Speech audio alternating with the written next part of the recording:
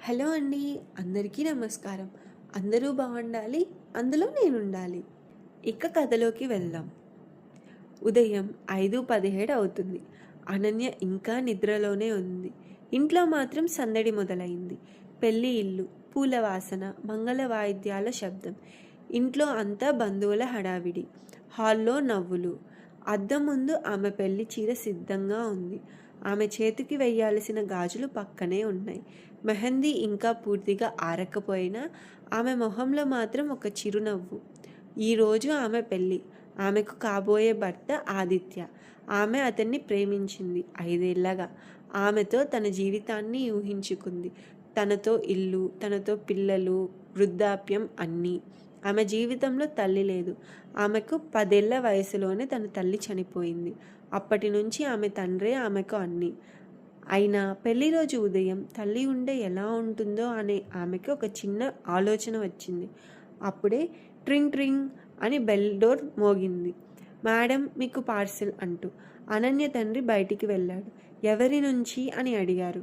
పేరు లేదు సార్ అని పార్సిల్ తెచ్చిన అబ్బాయి చెప్పాడు. అతను పార్సిల్ తీసుకున్నాడు. చిన్న గోధుమ రంగు బాక్స్. పైన ఒక మాట మాత్రమే ఉంది. అనన్యకు ఆమె పెళ్లి రోజు మాత్రమే తెరవాలి అని. తండ్రి ముఖం ఒక్కసారిగా మారిపోయింది. అతని చేతులు వణికాయి. నాన్న, ఎవరు పంపారు? తెలీదమ్మా. నేను తెరవనా? అతను వెంటనే వద్దు అన్నాడు. అనన్య ఆశ్చర్యంగా చూసింది. ఎందుకు? ఇప్పుడు కాదు. అయితే పెళ్ళి అయ్యాక చూద్దాం. ఆమె నవ్వింది. అంత సీక్రెట్ ఏంటి నానా? అతను సమాధానం చెప్పలేదు. బాక్స్ తన గదిలో పెట్టాడు. కానీ అనన్యకు ఆ పార్సిల్ గురించి ఆసక్తి పెరిగింది. అందరూ పనుల్లో బిజీగా ఉన్నారు. ఆమె తండ్రి గది తలుపులు తెరిచి బాక్స్ తీసుకునింది. మెల్లగా తెరిచింది. లోపల మొదట కనిపించింది ఒక చిన్న ఎర్ర రిబ్బన్. ఆమె చేతులు ఒక్కసారిగా ఆగిపోయాయి. ఇది ఆమెకు గుర్తొచ్చింది. చిన్నప్పుడు స్కూల్కి వెళ్ళేటప్పుడు తన తల్లి ప్రతిరోజు జుట్టుకు ఇదే రిబ్బన్ కట్టేది. ఆమె తల్లి చనిపోయిన తర్వాత ఆ రిబ్బన్ కనిపించలేదు. దాని కింద ఒక చిన్న చెక్క గుర్రం. ఆమెకు 7 ఏళ్ల వయసులో తల్లి ఇచ్చిన బొమ్మ. ఆ బొమ్మ కూడా 15 ఏళ్లుగా కనిపించలేదు. మూడోది ఒక చిన్న ఫోటో. అందులో చిన్న అనన్య, ఆమె తల్లి, మరొక చిన్న అబ్బాయి. అనన్య ఆ అబ్బాయిని ఎప్పుడూ చూడలేదు.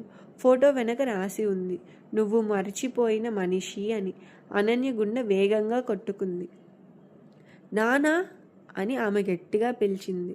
తండ్రి పరిగెత్తుకుంటూ వచ్చాడు. ఫోటో చూసి వెంటనే అతని ముఖం తెల్లబోయింది. ఇది ఎవరు అని అడిగింది అనన్య. అనన్య, ఆ ఫోటో ఎక్కడ దొరికింది అని అడిగారు వాళ్ళ నాన్న. పార్సిల్లో. దాన్ని నాకు ఇవ్వు అని వాళ్ళ నాన్న అడిగారు. ముందు చెప్పు, ఇతను ఎవరు? అతను మౌనంగా ఉన్నాడు. నాన్న, నీకు అవసరం లేని విషయం. అయితే ఎందుకు నా ఫోటోలో ఉన్నాడు? అతను కళ్ళు మూసుకున్నాడు. అతను అని ఆగిపోయాడు. అతను ఎవరు? చివరికి నెమ్మదిగా అన్నాడు. మీ అన్నయ్య. అనన్యకు ఏమీ అర్థం కాలేదు. నాకా? అన్నయ్య లేడే? ఉన్నాడు అని వాళ్ళ నాన్న అన్నారు. ఎక్కడ? చనిపోయాడు. ఆమె చేతుల్లోని ఫోటో నేలపై పడింది. ఎప్పుడు? నువ్వు చిన్నపిల్లగా ఉన్నప్పుడు. ఎలా? తండ్రి సమాధానం చెప్పలేదు. పార్సిల్లో ఇంకో కవర్ ఉంది. దానిపై ఇది నీ తండ్రి చెప్పని నిజం. అనన్య కవర్ తెరిచింది. లోపల ఒక ఆసుపత్రి రికార్డ్. పేరు ఆవర్, వయసు 12 years, తల్లి పేరు సావిత్రి, తండ్రి పేరు రాఘవ్. అనన్య తండ్రి పేరు కింద ఒక తేదీ. అదే రోజు ఆమె తల్లి చనిపోయిందని చెప్పిన రోజు. అనన్య ఒక్కసారిగా కుర్చీలో కూర్చుంది. నానా. అతను తలుపు దగ్గర నిలబడి ఉన్నాడు. ఆమె చనిపోయిన రోజు ఆమె ఎందుకు హాస్పిటల్కి వెళ్ళింది? అతని కళ్ళల్లో కన్నీళ్ళు. అనన్య, నిజం చెప్పు. ఇప్పుడే కాదు. ఇవాళ నా పెళ్ళి నాన్న, అందుకే చెప్పనంటున్నా. ఏం? అతను నెమ్మదిగా అన్నాడు. ఈ పెళ్ళి జరగదు. అనన్య షాక్ అయింది. ఏమన్నావు నాన్న? ఆదిత్యను పెళ్లి చేసుకోకు. ఎందుకు? అతని గురించి నీకు తెలియని విషయాలు ఉన్నాయి. అయితే ఇప్పటి వరకు ఎందుకు చెప్పలేదు? మీ అమ్మ చనిపోయే ముందు నాకు మాట ఇచ్చింది. ఏ మాట? నీకు 25 సంవత్సరాలు వచ్చేదాకా నిజం చెప్పకూడదని. అనన్య కళ్ళల్లో నీళ్లు. అయితే ఇప్పుడు ఈరోజు నీకు 25. ఆమె గుండె బలంగా కొట్టుకుంది. అమ్మ నాకు ఎందుకు చెప్పలేదు? తండ్రి సమాధానం చెప్పలేదు. అప్పుడే ఆ పార్సిల్లో చివరి కవర్ కనిపించింది. దానిపై నా కూతురికి సావిత్రి. అనన్య ఊపిరి బిగపట్టింది. ఆమె ఉత్తరం తెరిచింది. నా అనన్య, ఈ ఉత్తరం నీ చేతికి వచ్చే సమయానికి నువ్వు పెళ్లి కూతురై ఉంటావు. బహుశా నీ జుట్టులో పూలు ఉంటాయి, చేతికి గాజులుంటాయి. నీ పక్కన నువ్వు ప్రేమించిన మనిషి ఉంటాడు. నేను మాత్రం ఉండను. కానీ నేను నిన్ను చూస్తూనే ఉంటాను. ఒక తల్లి తన కూతురి పెళ్ళిని చూడకుండా ఉండటం కంటే పెద్ద శిక్ష ఏదీ ఉండదు. కానీ నేను నీ పెళ్ళికి రాకపోవడానికి ఒక కారణం ఉంది. నువ్వు నన్ను ద్వేషించాలి. ఎందుకంటే నువ్వు నన్ను ప్రేమిస్తే నన్ను వెతుకుతావు. వెతికితే నిన్ను వెతుకుతున్న వాళ్ళకి నువ్వు దొరుకుతావు. నీ అన్నయ్య ఆవర్ చనిపోయిన రోజు నీ జీవితం కూడా ప్రమాదంలో పడింది. నేను నీకు ఒక అబద్ధం చెప్పాను. నీ అన్నయ్య ప్రమాదంలో చనిపోలేదు, అతన్ని చంపేశారు. అనన్య చేతులు వణికాయి. ఆవర్ ఒక అక్రమ రవాణా వ్యవహారాన్ని చూశాడు. అతను దాన్ని బయట పెట్టాలని ప్రయత్నించాడు. ఆ పని వెనుక ఉన్న వ్యక్తి ఆదిత్య తండ్రి. అనన్య కళ్ళ ముందు ప్రపంచం చీకటిగా మారింది. ఆదిత్యకి తెలుసా తెలీదా? ఉత్తరం కొనసాగింది. ఆదిత్య చెడ్డవాడు అని నేను చెప్పడం లేదు. అతని తండ్రి చేసిన నేరాలకు అతను బాధ్యత కాదు.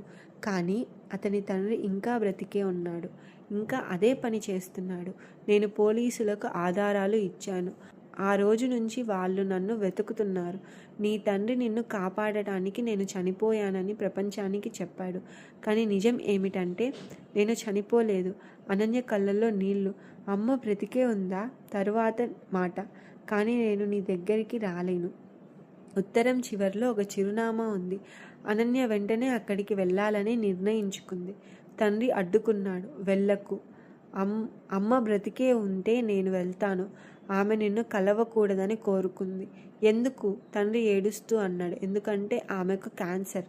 అనన్య నిలిచిపోయింది. ఏమిటి? ఆమెకు 6 నెలల క్రితం తెలిసింది. మరి నాకెందుకు చెప్పలేదు? ఆమె చెప్పొద్దంది.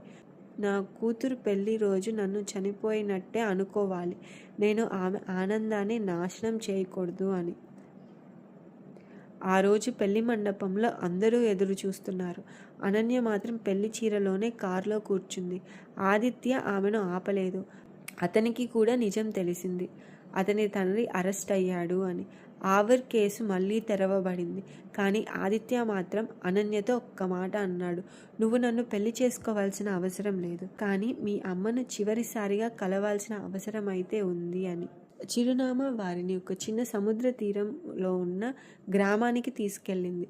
ఒక చిన్న ఇల్లు, తలుపు తెరిచే ఉంది. లోపల ఒక మంచం, దాని పక్కన మందులు, గోడ మీద చిన్న అనన్య ఫోటో. ప్రతి వయసులో ఆమె స్కూల్ ఫోటో, కాలేజ్ ఫోటో, ఆమెకు తెలియని ఆమె జీవితంలోని ప్రతి ముఖ్యమైన రోజు. మధ్యలో ఒక మంచం, దానిపై ఒక బలహీనమైన మహిళ. జుట్టంతా ఊడిపోయింది, మొహం సన్నగా మారిపోయింది, కానీ కళ్ళు మాత్రం అదే. అనన్య ఒక అడుగు ముందుకు వేసింది. ఆమె తల్లి కళ్ళు తెరిచింది. అనన్య. ఆ మాటతో 25 సంవత్సరాల దూరం కరిగిపోయింది. అనన్య పరిగెత్తుకుంటూ వెళ్ళి ఆమెను కౌగిలించుకుంది. అమ్మా. సావిత్రి ఆమెను గట్టిగా హత్తుకుంది. నా బంగారం, నన్నెందుకు వదిలేశావమ్మా? వదల్లేదు. అయితే ఎందుకు రాలేదు? నీకు జీవితం ఇవ్వడానికి. నాకు నువ్వు కావాలి. సావిత్రి ఏడ్చింది. తెలుసు, నాకు డబ్బు అవసరం లేదు, నాకు ఇల్లు అవసరం లేదు, నాకు పెళ్ళి అవసరం లేదు, నాకు నువ్వే కావాలి. సావిత్రి ఆమె మొహాన్ని చేతిలోకి తీసుకుంది. నువ్వు నన్ను చూసావు కదా? అవును. అయితే ఇప్పుడు నన్ను క్షమించు. లేదు. ఎందుకు? నువ్వు ఇంతకాలం ఒంటరిగా వదిలినందుకు. సావిత్రి చిరునవ్వు నవ్వింది. అయితే నన్ను ద్వేషించు, కానీ నన్ను కౌగిలించుకొని ద్వేషించు. అనన్య మరింత గట్టిగా ఆమెను కౌగిలించుకుంది. ఆ రాత్రి అనన్య తన తల్లి పక్కనే పడుకుంది. చిన్నప్పుడు తల్లి తనకు ఎలా జౌలపాడిందో తనకి గుర్తులేదు, కానీ సావిత్రికి గుర్తుంది. ఆమె చాలా బలహీనమైన గొంతుతో అదే పాట పాడింది. అనన్య తల్లి ఒడిలో తల పెట్టుకుంది. అమ్మా, నాకు పెళ్ళి చెయ్యాలా? సావిత్రి నవ్వింది. నీకు నచ్చిన వాడితోనే చేసుకో. నాకు నువ్వుంటే చాలు. నేను ఎప్పుడూ ఉంటాను. నిజంగా? నీ జ్ఞాపకాల్లో. అనన్య ఏడ్చింది. అలా చెప్పకు. సావిత్రి ఆమె నుదుటన ముద్దు పెట్టి, రేపు ఉదయం నన్ను లేపకు. ఎందుకు? చాలా అలసిపోయాను. అదే ఆమె చివరి రాత్రి. ఉదయం సూర్యుడు ఉదయించాడు. సముద్రం అలలు కొడుతుంది. అనన్య నిద్రలేచి తల్లి వైపు చూసింది. అమ్మా? సమాధానం లేదు. అమ్మ, లే అమ్మా. సమాధానం లేదు. ఆమె చెయ్యి పట్టుకుంది. చల్లగా ఉంది. అమ్మా. ఆమె గుండె దగ్గర చెవి పెట్టి, కానీ ఏ శబ్దం లేదు. అనన్య ఒక్కసారిగా అరిచింది, అమ్మా. ఆమె తల్లి ముఖాన్ని గట్టిగా పట్టుకొని, నువ్వు నాకు మాట ఇచ్చావు, నువ్వు ఎప్పుడు ఉంటావని. ఎందుకు వెళ్ళిపోయావు? ఆమె ఏడుపు ఆ చిన్న ఇంటిని నింపేసింది. తలుపు దగ్గర నిలబడి ఉన్న తండ్రి కూడా ఏడుస్తున్నాడు. ఆదిత్య తల వంచుకున్నాడు. అనన్య తల్లి చేతిని వదల్లేదు. ఎంతసేపు అయినా వదల్లేదు.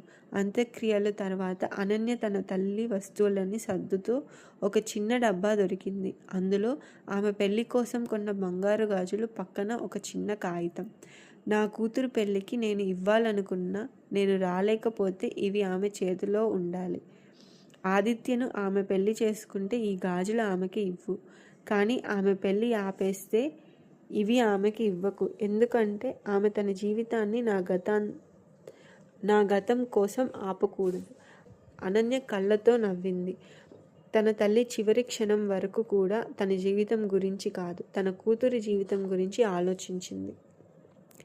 అనన్య చివరకు ఆదిత్యను పెళ్లి చేసుకుంది. కానీ ఆ పెళ్లి రోజు ఆమె మెడలో ఖరీదైన నగలు లేవు.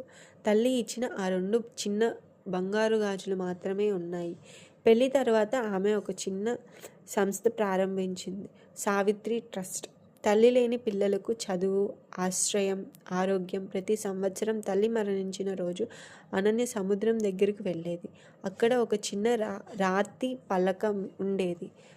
దానిపైన ఇలా రాసి ఉంది, ఆమె తన కూతురి జీవితంలో ఉండలేకపోయింది, కానీ ఆమె కూతురి ప్రతి సంతోషంలో జీవించింది. అనన్య ఆ రాతి ముందు కూర్చొని ప్రతి సంవత్సరం ఒకే మాట చెప్పేది, అమ్మ, నువ్వు నా పెళ్ళికి రాలేదు, కానీ నా జీవితంలో నేను వేసుకున్న ప్రతి అడుగులో నీ చెయ్యి పట్టుకున్నట్లే అనిపించింది. ఆమె చేతిలో ఉన్న బంగారు గాజులు మెల్లగా శబ్దం చేశాయి. ఆ శబ్దం విన్న ప్రతిసారి ఆమెకు చిన్నప్పుడు తన తల్లి చెప్పిన మాటలు గుర్తొస్తాయి, నేను ఎక్కడ ఉన్నా నీకు వినిపించేంత దూరంలోనే ఉంటాను అని. ఆమె కళ్ళు మూసుకుంది. సముద్రం అలా ఒక్కసారి వచ్చి ఆమె పాదాలను తాకింది. అనన్య నవ్వింది. అమ్మ, వచ్చావా అనుకుంది. అల వెనక్కి వెళ్ళిపోయింది. కానీ ఆమె ముఖంపై ఉన్న చిరునవ్వు మాత్రం మిగిలిపోయింది. కొన్నిసార్లు మనుషులు మన జీవితంలో చాలా తక్కువ రోజులు ఉంటారు, కానీ వాళ్ళు ఇచ్చిన ప్రేమ మన జీవితం అంతా మనతోనే ఉంటుంది. ఇంతటితో కథ ముగిసింది. మీకు ఈ కథ నచ్చినట్లయితే ప్లీజ్ లైక్ చేయండి. మీకు ఈ కథ ఎలా అనిపించిందో కామెంట్ చేయండి. ఇలాంటి మరిన్ని కథలు వినాలి అనుకుంటే మా ఛానల్కు సబ్స్క్రైబ్ చేసుకోండి. Thank you for watching.